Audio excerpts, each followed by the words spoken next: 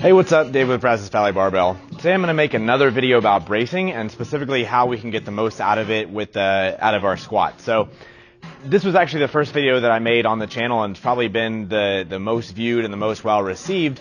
And I guess I've taken for granted that people understand exactly what I'm talking about and how to apply it to all the lifts. But that's probably not the case, and especially when we're going into practically applying it in the squat and not just understanding what we're supposed to have happening. So if you haven't seen the video, then you need to go and watch that one right now. I'll have the link in the description below.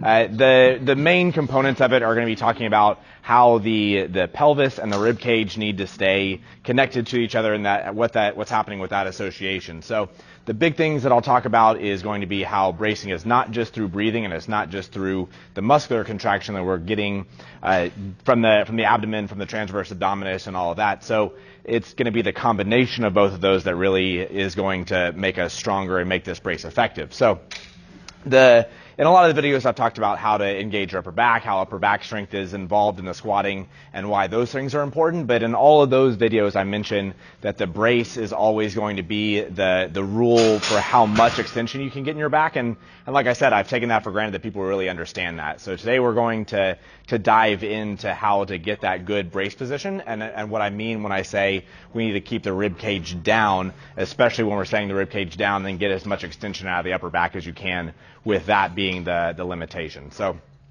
we're gonna go through the setup process, and then we'll go through some of the mistakes that people make with both the contraction aspect of it and then the breathing aspect. And we're going to talk about those as separate things, but they both need to be together to have the brace go smoothly.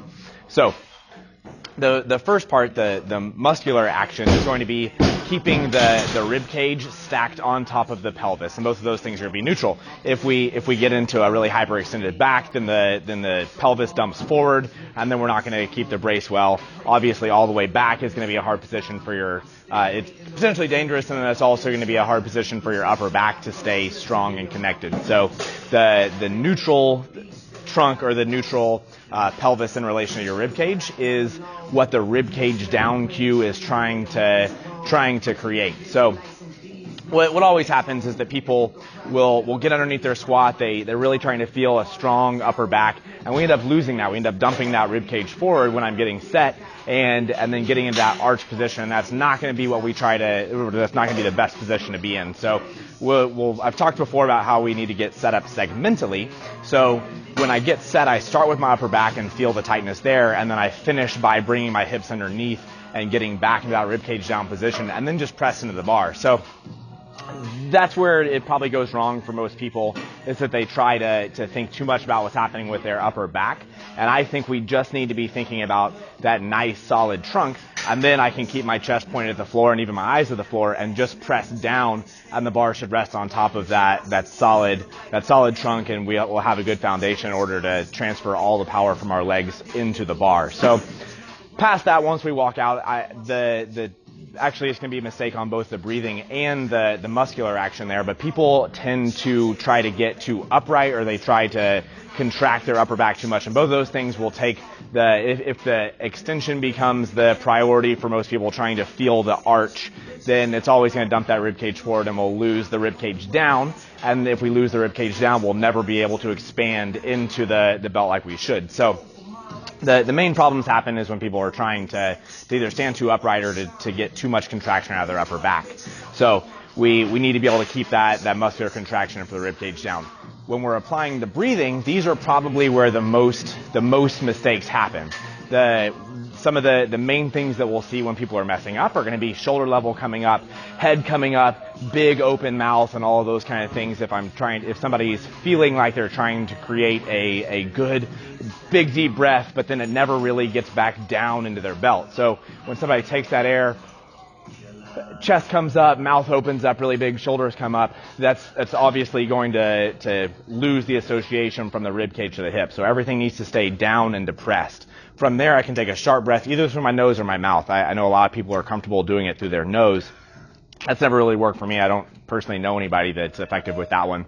But a nice pursed lips will be able to create a lot more pressure into the abdomen. and be able to push air down into the belt instead of just taking that big air and leaving it in your mouth. Sometimes we see the chipmunk kind of cheeks, and if we see that, that's a great indication that people are not actually taking their breath and getting their diaphragm to push down and expand. So don't end with the chipmunk cheeks. We need to get that air and expand down into the belt. So that's probably the portion of this that gets done the least effectively for people. We want to see the abdomen expand. Some of the cues are going to be to expand into your lower back. I actually do mention that one in the first video.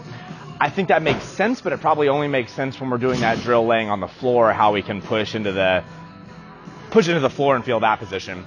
When we have a belt on, really where we're going to feel most of the expansion is going to be from my abdomen, and we can actually see it on the video here how I'm expanding. This is going to be my diaphragm getting that nice big belly breath and pushing down in the belt. Just wearing the belt on its own is not going to get you more of a brace.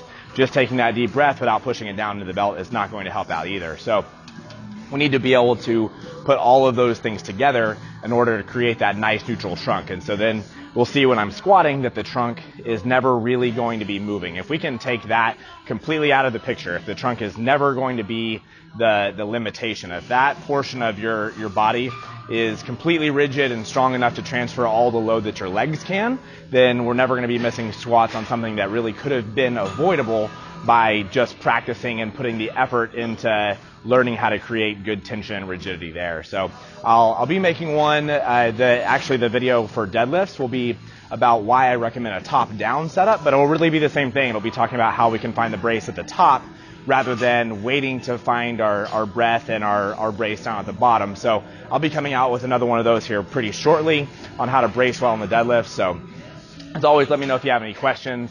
Subscribe to the channel, and we'll see you next time.